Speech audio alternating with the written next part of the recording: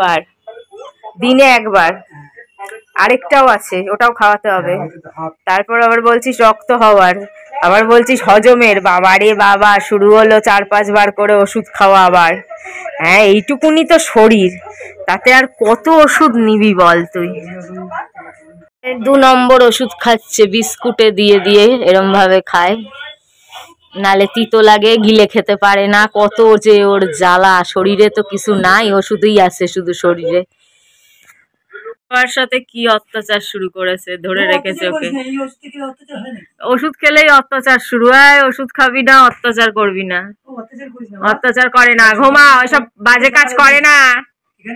Good evening, good evening. ছেলে বাবার দিকে মুখ করে বাবাকে খুঁজছে, আর বাবার তো 5টা দিয়ে খেলা। বাবা ওই ঘরে বসে দরজা দিয়ে দিয়েছিল, কফি খেলাম তাই দরজা খোলা হলো। যাই এবার ছেলের মাংস গরম করি, ছেলেকে মাংস খাওয়াবো। একদম শরীরে কিছু নাই বেচারার।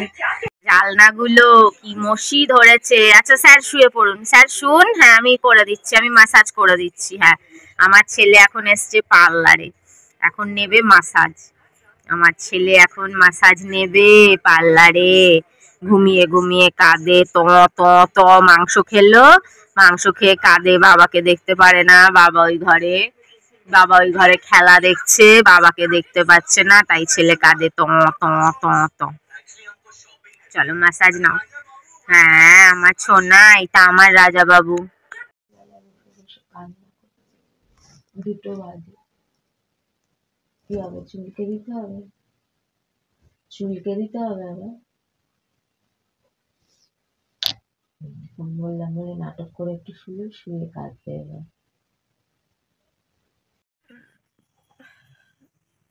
সারা রাত ঘুমাতে পারছি না।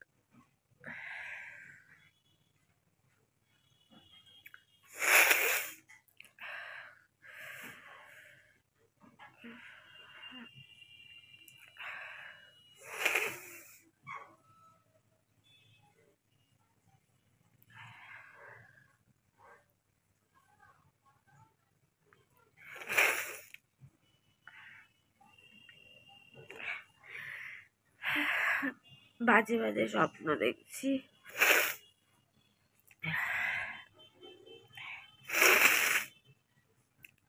আসলে কি বলতো, আমি না ছোটবেলা থেকে একটু মানে মারাত্মক লেভেলের ইমোশনাল ফুল থাকে না,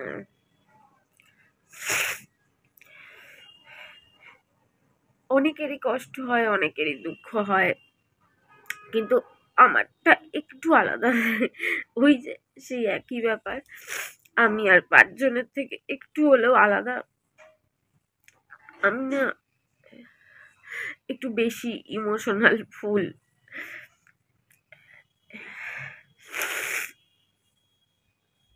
আমি না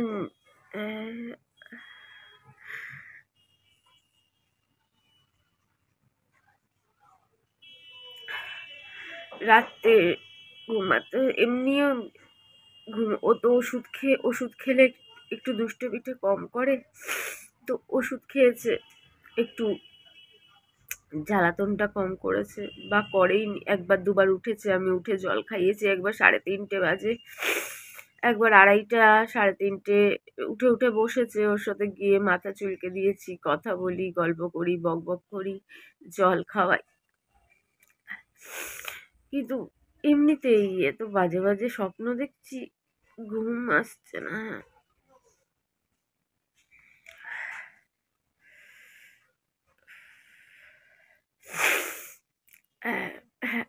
এক একজনের বাড়িতে 4টে 5টা করে দেখি, ভাবি এরা কি করে কি সহ্য করে কি জানি বাবা।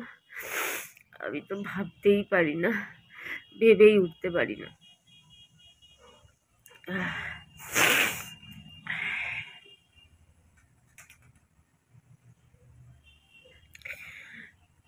ওই দিনগুলোর কথা মনে পড়ে, আগের বাড়ির দিনগুলোর কথা। কি সুন্দর ওকে নিয়ে রাস্তায় বেরোতাম, কি চনমনে ছিল।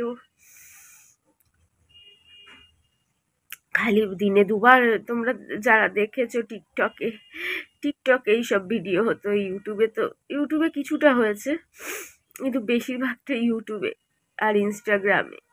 কি কি সুন্দর কোমর নাচাতে নাচাতে রাস্তায় যেত, একবারে পোষাতো না, দিনে দুবার দুবার রাস্তায় নিয়ে যেতে হবে।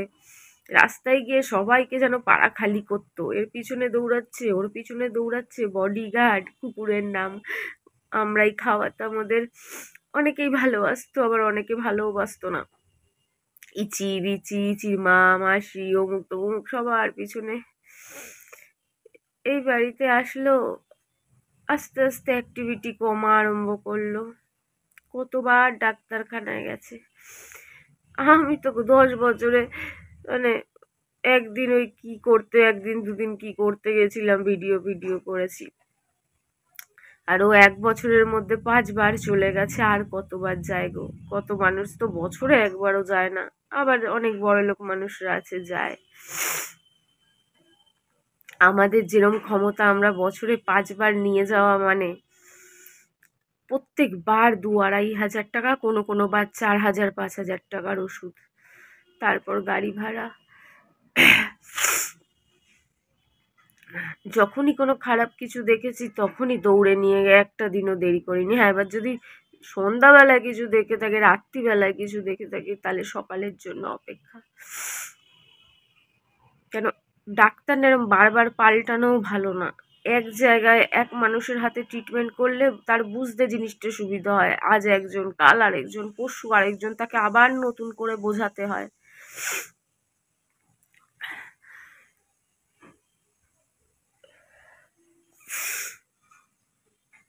কত বড় বাস নিয়েছি আমি আমি নিজেও বুঝতে পারছি, মানে কি আর বলবো। ভালোবাসার মায়ায় জড়ানো এই বড় পাপ কাজ, মানে এটাই পাপ কাজ রে বাবা গো। আমার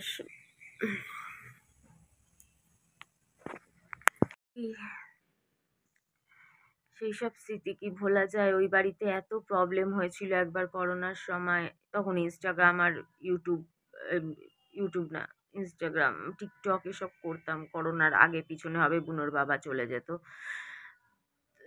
যেত রাগ করে করে। মাঝে মাঝে সবাই বলতো যে দিয়ে দাও, দিতে পারিনি। অনেক ভালো ঘর থেকে, একটা বড়লোক ঘর থেকে একটা মেয়ে নিতে চেয়েছিল, দিতে পারিনি। তারপর বুনোর বাবা যখন থাকতো তখন বলতো অনেকে, ওকে একটা বিয়ে দিয়ে দাও, তারপরে বেবি ঠেবি হবে, বিজনেস হবে, এটা একরকমের। আমি তো বুঝেই উঠতে পারি না, যাকে একবার বাড়িতে এনে ভালোবাসবো তার বাচ্চাগুলোকে কি করে বিক্রি করে দেব, ওটা ভাবতে পারি না। অন্যরকম এইসব দিকে তো মানবই আমি, যে আমি অন্যরকম, আমি পারবো না এইসব, আমি পারবো না। আমি একবার যদি কাউকে ভালোবেসে ফেলি, নিজেকে বিক্রি করতে পারবো, তাকে দিয়ে দিতে পারবো না, বা তার জন্ম দেওয়া বাচ্চা কি করে বিক্রি করে দেবো, যাকে কোনোদিন দেখতেই পারবো না। চেনা জানা কেউ আশেপাশে নিয়ে নিয়ে রাখলে, ভালোবাসলে, তাও একটা কথা, কিন্তু এইসব পারিনি, কোনোদিনই পারিনি, ভাবতেই পারিনি। বুনোর বাবা এমনি এত কিপটামি করে। একবার ওকে রাস্তার কুকুর কামড়ালো, সঙ্গে সঙ্গে টিটিনাস দেওয়ার জন্য বাড়িতে নিয়ে এলো, ডেকে 1,000-1,200 টাকা নিয়ে গেল, প্লাস ওষুধ।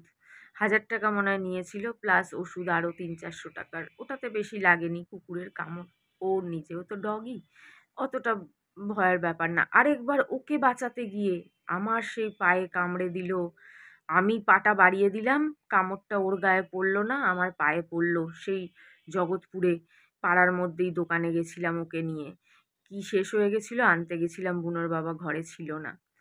সেই কি অবস্থা, আমার চুড়িদারের প্যান্টটা পুরো ছিঁড়ে ফালা ফালা কুকুরের কামড়ে, সবাই পাড়ায় ভয় পেয়ে গেছে। তারপরে আবার সেই ডাক্তার বদ্যি, আমার পর্যন্ত টিটিনাস নিতে হলো, যেগুলো সেই সেতে গেছিলাম, কোথায় যেন ফুলবাগানে যে হসপিটালটা, কি নাম মনে পড়ছে না, ব্যাঙের মাথা, যেখানে ওই পশু কামড়ালে ইঞ্জেকশন নিতে যায়, আইডি আইডি আইডি নাকি আইডি মনে হয়, যাই হোক ওইখানে। সেই বুনোর বাবা এমনি কিপটামি করলে ওর পিছনে কোনো দিন কিপটামি করেনি, তাও বলে ওর নাকি আমরা চিকিৎসাই করাইনি। কি বলবো আর, ওকে ছাড়া তো আমরা আমাদের লাইফ ভাবতেই পারছি না, ভাবতেও পারি না। কি মুশকিলে কোন বড় ভুল করে বসেছি, এদিক ভাবিনি সেদিক ভাবিনি, ভেবেছি যেন আমরা যতক্ষণ বাঁচবো নিয়ে আসছি ও আমাদের সাথে যেন ততদিনই বেঁচে যাবে। এটাও ভাবিনি যে ওদের কিছুও যদি না হয়, কোনো অসুখ বিসুখ নর্মাল সর্দি কাশি হলো ঠিক আছে, হবেই, শরীর থাকলে রোগ তো হবেই, কিছু যদি নাও হয় তবু ওদের একটা আয়ু সীমিত, সেটাও ভাবিনি। ব্যাঙের মাথা, আমার মাথার উপর দিয়ে মাথায় কাজ করে না, মাঝে মাঝে কোন ভীমরতিতে ধরে আমি জানি না।